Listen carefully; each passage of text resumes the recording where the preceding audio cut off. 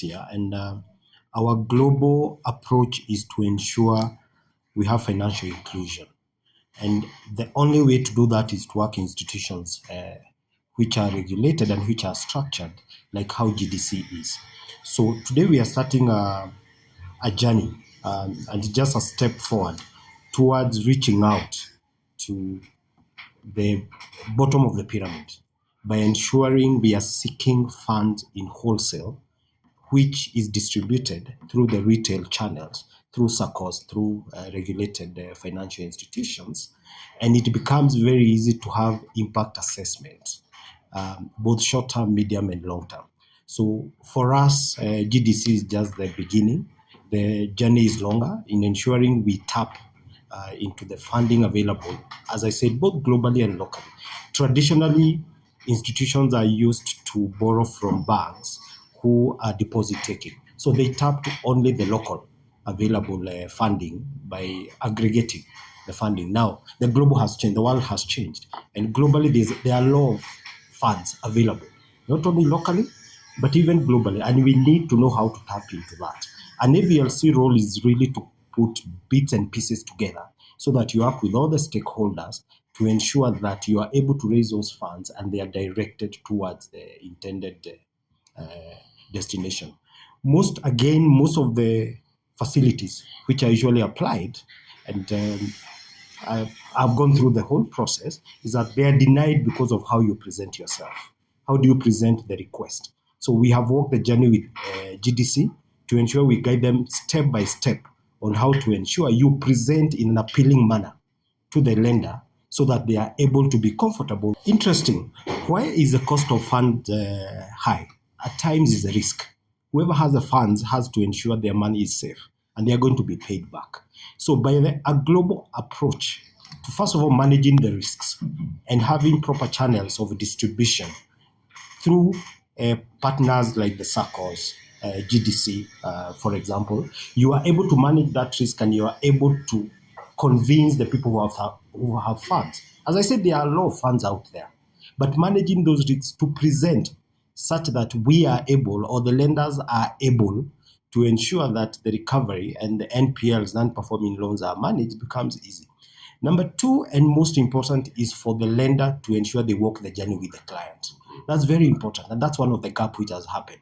Perhaps financial institutions look much into the commercial aspect, and they always forget the journey of the client. Do you understand what the client needs? Because it's very easy. Because in every shilling I lend, I can have a component of ensuring that the client is able to repay. I can have other stakeholders coming, the insurance, to manage some of those risks. Now, do the consumers know that? No. But GDC plays that role. So where we have strategically positioned AVLC is that we are able to reach the retail market, who are the final consumers, by getting to the wholesale lenders, which may be a bank, maybe World Bank, maybe other financial institutions.